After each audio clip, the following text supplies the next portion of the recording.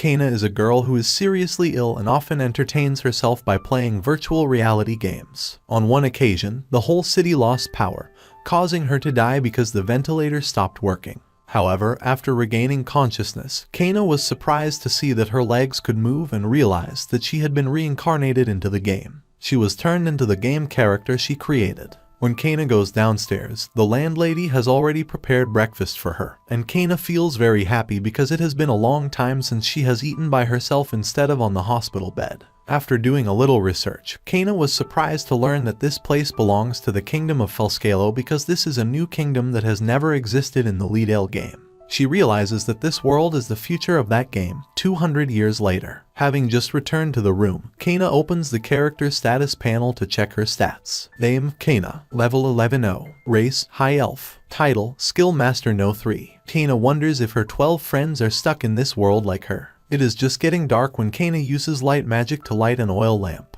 The landlady's daughter, Lit, was surprised because it was her first time seeing magic. When Kana goes down to the dining room, she sees a lot of people gathered here for dinner, looking very happy. The landlady prepared an extremely delicious meal for her. Kana is planning to find her base in the game, called Silver Tower. When everyone learned of her intentions, they were very scared because that place was the residence of the Silver Ring Witch, who was said to be very cruel. People don't know that the Silver Ring Witch is Kana. In the past, Kana used to bully other players, so they gave her that name. The next morning, Kana sets out to find her Silver Tower a little way from town. She uses a Guardian Ring to activate teleportation to the Guardian Tower. The Guardian of Kana's tower is an NPC shaped like a stone statue. It is very angry because Kana has disappeared and hasn't contacted her for the past 200 years. She says that Kana's son had come here to look for her 60 years ago, which makes Kana very confused because she is still unmarried and doesn't have any boyfriends. However, Kana suddenly remembers that Scargo is an NPC she created.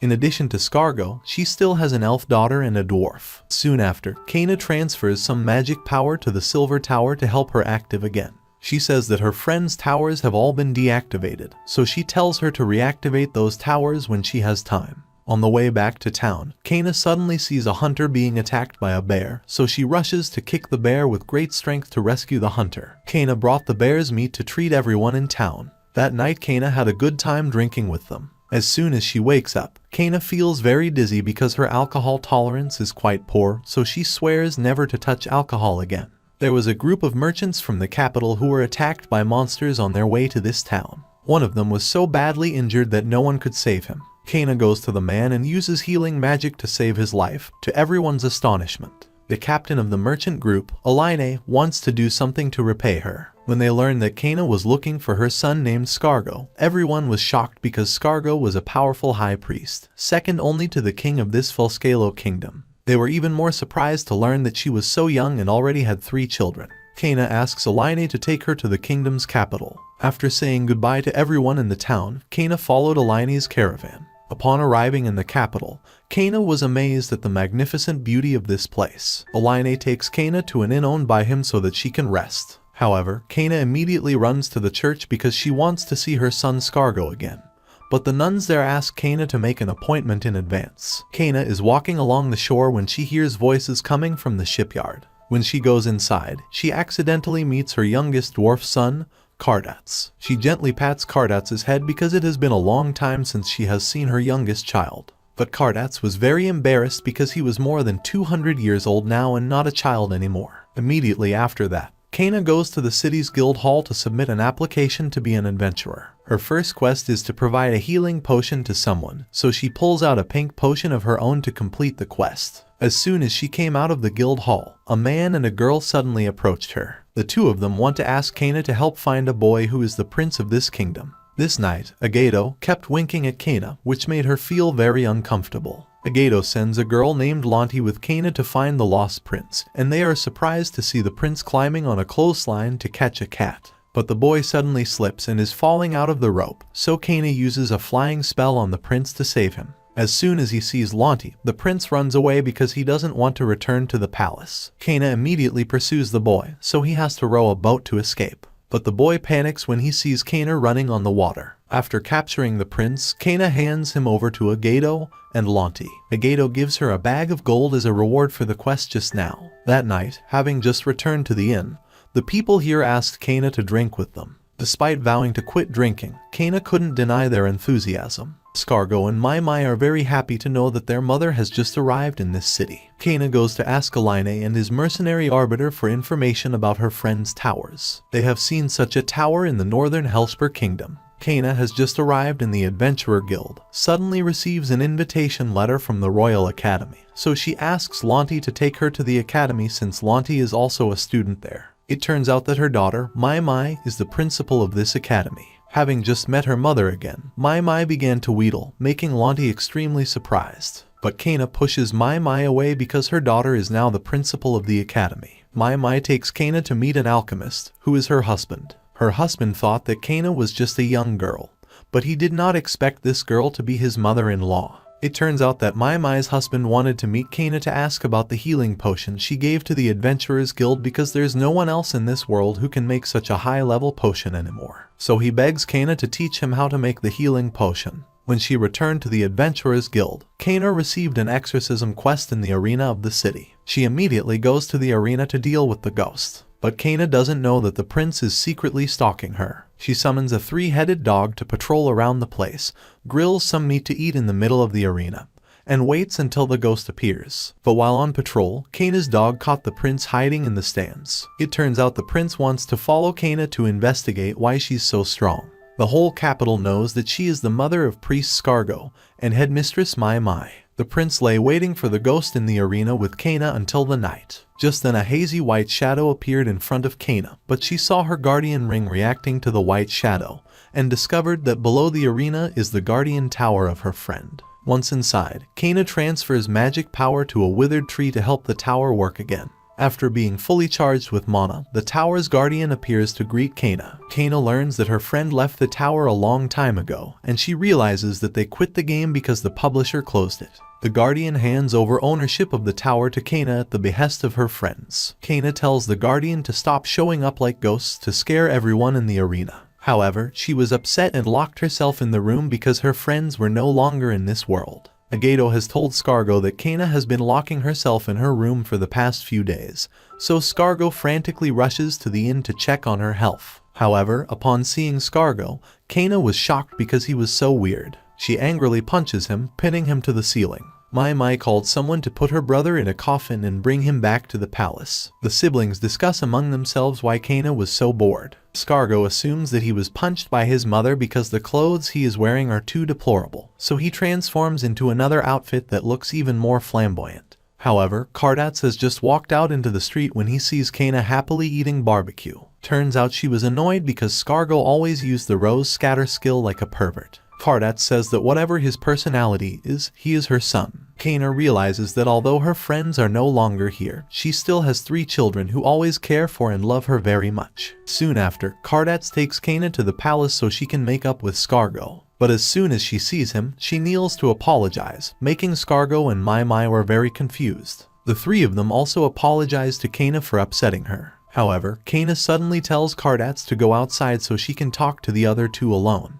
She taught Scargo and Mai a lesson because they always act like kids. The next day, Aline asks Kana to escort his caravan to the Hellspur Kingdom in the north. She agrees because she also wants to find her friend's tower there. Before leaving, Kardats and Mai also go to the city gate to see their mother off. Mai asks Kana to deliver a letter to a man named Karik in Hellspur. As soon as they got out of the city, they suddenly met a large river blocking the way, and the only bridge across this river was destroyed by a storm a few days ago. Kana uses her skills to walk on water to help Aline's caravan cross the river. However, one horse in the group was unfortunately killed by a giant larva in the water, causing the whole group of merchants to stop because of the lack of a cart horse. Kana summons a centaur and a 3-headed dog to help them. But as soon as they see these 2 monsters, everyone is amazed. The centaur doesn't want to work like a lowly horse, so Kana summons a cute giant pig to help them pull the cart. As soon as they arrived at the Hellspur Kingdom's checkpoint, they encountered a group of bandits.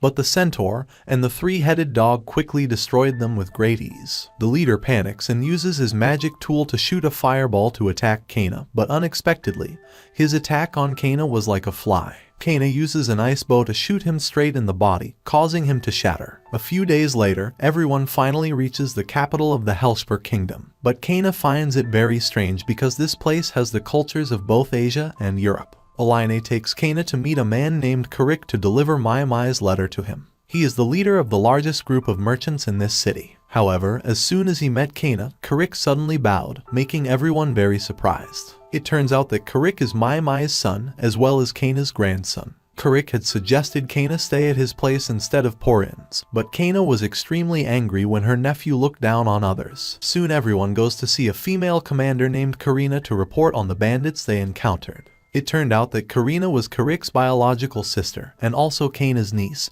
so she quickly apologized to her grandmother for her brother's incorrect way of speaking. Karina also says that her mother once told her that her grandmother was a very cruel witch, so Karina and Karik felt quite nervous when they met their grandmother. When Kana hears about it, she is angry and decides to teach her daughter a lesson for daring to speak badly of her. People think that maybe Kana is as cruel as Mai said, so she gets mad and engulfs them all with a giant snowball. Soon after, Kana goes to Hellspur's Adventurers Guild to find information about the Guardian Tower. A dragonoid says that there was a Guardian Tower located to the west of Hellspur, but that place was currently being held by a band of bandits, so no one dared to go there. He felt like he had seen Kana somewhere before, but no matter how hard he tried, he couldn't remember who she was. Accompanying him was a female adventurer. Kana asks Karik to help her get through the sentry station, because it was extremely easy for a large corporation like his and he didn't want to upset his grandmother. Karik agreed immediately. Karik says that Karina is currently serving as commander at the Western Guard Post, so he asks Kana to transport some goods there for Karina's guard post. The next day, Kana set off very early with a Karik truck. She summons a giant crab to carry her to the guard post. Later that day, Kana delivers the goods to Karina's barracks, but her barracks are suddenly attacked by an army of golems, so Karina quickly orders her soldiers to go out to fight them. However, their swords are completely useless against the golem's steel-hard bodies. Seeing that Karina is in trouble, Kana goes out to help her. She uses a lightning spell to attack that causes the golems to turn to ashes in a matter of seconds. But Kana asks Karina to keep the fact that she defeated the golems a secret because she doesn't like being famous. She heads west to find her friend's tower. She suspects that the person who created the golems was definitely a player, and that he might be the leader of bandits roaming the west of this country. The next morning, Kana reaches the tower in the middle of a very large lake, but she suddenly sees a large group of bandits standing by the lake's edge. So she summons earth dragons and lets them chase all the bandits away. Just then, a demon who is the leader of the bandits approached Kana. Kana discovers that this demon is also a level 432 player, but unlike Kana, he only sees this world as a game. Kana pulls a stick like Sun Wukong's to teach this guy a lesson. Just as the demon is about to attack, Kana creates a hole beneath his feet, causing him to fall. After he crawled out of the hole, Kana revealed to him that she was also a player, but because Kana's level was too high, he couldn't see her stats. Kana uses the stick to push the demon back into the hole, and this time she uses ice magic to trap him there. The demon begs Kana to spare his life because he is actually just a boy. However, Kana still decides to end the demon because he is too dangerous for the people here. But Karina suddenly appears and stops Kana because Karina wants to bring him to the capital so that the court can handle him according to the laws of Hellspur. Kana thinks it is impossible for someone like Karina to escort this level 432 demon, so she gives him a necklace that reduces his strength by 90%.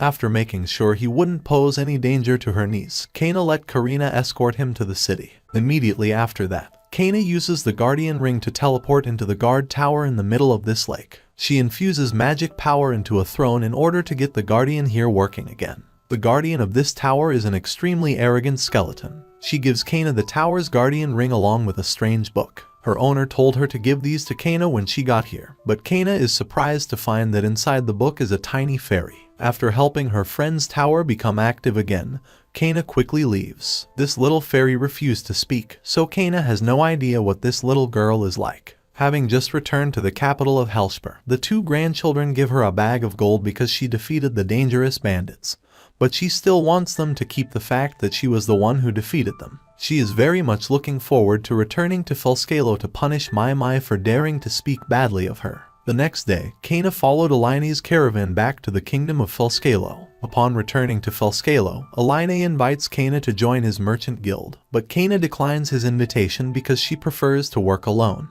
She goes to the Adventurers Guild to take a bear hunting quest for the restaurant. As Kana is leaving the guild, a male adventurer seems to have recognized her. Kana is just going out when she suddenly sees Lonti with a girl named Mai coming to meet her. It turned out that Lonti wants Kana to escort her and Mai out of this city. Kana realizes that Mai is the princess of Felscalo who wants to go out. However, Kana still agrees to escort Mai and Lonti and take them on a bear hunt with her. Kana uses magic to push the trees aside so that they can more easily enter the forest. That night, everyone has a campfire inside the forest to eat dinner together, but these two children show fear when they see Kana summon a three-headed dog to guard them. The two girls are surprised to learn that Kana is hunting a one-horned bear. Soon after, Kana uses earth magic to design a hot spring bath. During the chat, Kana realizes that Mai has feelings for Scargo. Lonti and Mai are shocked to see Kana summon a white dragon, but Kana says that the dragon is not dangerous because it is her summoned beast, so she uses it as a bed. Mai says that every time she goes out, she has to be accompanied by bodyguards,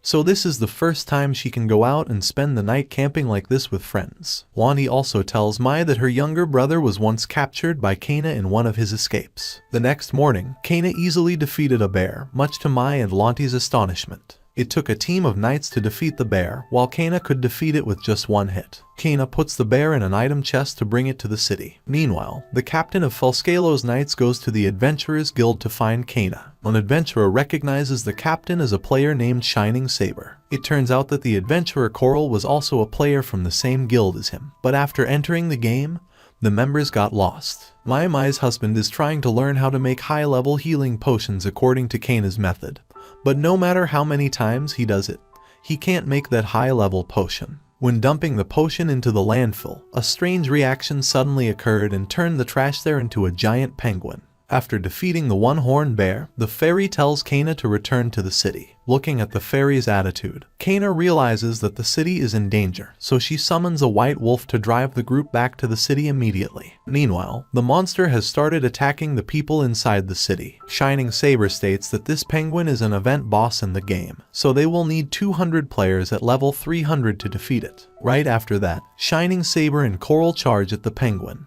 but the monster easily defeats them with a simple slap. They stand up to continue the battle when a rock crashes into the face of the monster. Scargo is glad to hear that Kana is back. Kana creates a lightning that contains tremendous power to burn the monster, but she doesn't want to be famous, so she casts that spell from quite a distance. Kana realizes that the monster has appeared because Mai's husband's healing potion reacted with some of the ingredients in the landfill. She asks Mai not to let anyone near this dump because she is afraid that bad guys will use it to create monsters. After the monster was defeated, Scargo gave Mai a rare metal drop from the monster, but Kana's equipment is already full, so she doesn't know what to use it for. She decides to make Coral a sword because he also helps fight the monster. The next day, Coral and Shining Saber reveal to Kana that both of them are players, and they are surprised to learn that Kana was a member of the Green Cheese Guild because that guild is made up of members who have the same power as the administrators in the game. But they are even more surprised to learn that Kana was the Silver Ring Witch. Kana gives Coral the sword she has promised to make for him. Coral and Shining Saber are surprised because it is one of the most powerful weapons, so Shining Saber is very jealous and begs Kana to make him a sword like Coral's. Soon after, Kana asks the two young men to befriend her for convenience. She asks them for information on the locations of the other towers. Coral has pointed out to her the location of a strange palace located on the bottom of the sea nearby.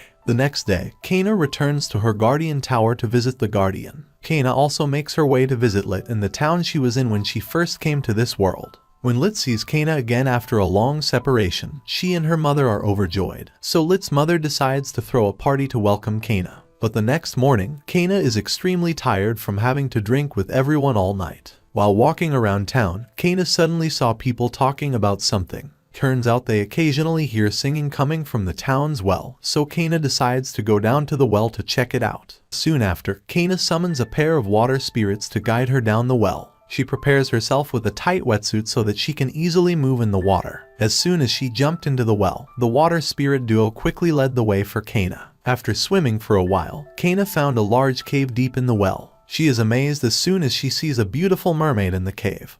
But the mermaid suddenly kneels before the two water spirits of Kana because, in mermaid culture, the water spirits are their guardian deities. The mermaid named Mimely says that she got lost in this place during a long outing. When asked by Kana, Mimely couldn't remember what sea her home was in, so Kana suggested that she live with the people of the town above for a while. Kana then takes Mimely out of the well and explains the whole thing to the people. The villagers happily prepare a tank in the public bath for Mimely to live in. Having just solved the problem, Kana wants to return to the capital, much to Lit's sadness.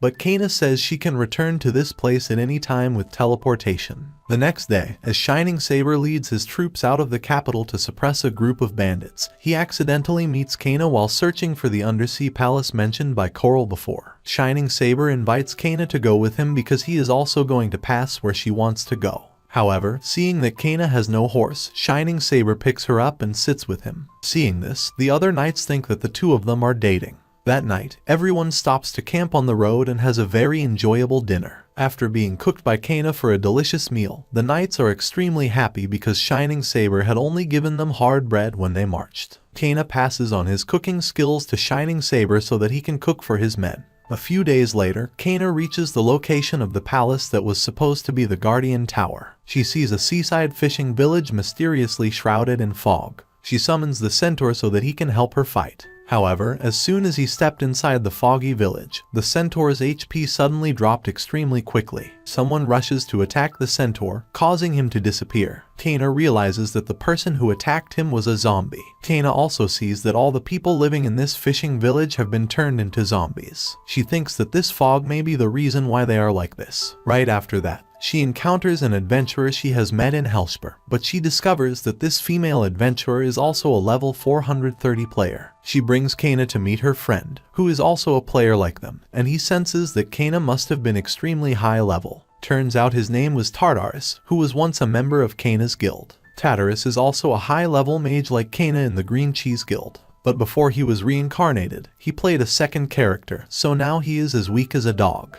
Tartarus says that the fog has the ability to turn people in this world into zombies, but it doesn't seem to have any effect on players like them. Tartarus, along with Qualke, saved a little girl who was the last survivor of the village. Kana pulls out two bells to summon the butlers, making Tartarus gasp in surprise, because these two bells are the reward for those who have played more than 20,000 hours. So Kana must have played the game a lot. Immediately after that, Kana uses a bell to summon a male butler named Roxilius to take care of the little girl. Kana and the other two will go out to find out what is going on in this place. When they reach the beach, the group accidentally encounters a cursed pirate ship. Everyone quickly realizes that the monsters on the ship had created the fog, so they jump on the boat and destroy them all to clear the fog. After the pirate ship was destroyed, the fog surrounding the fishing village also disappeared. Kana was quite saddened by the heroic sacrifice of the centaur she summoned.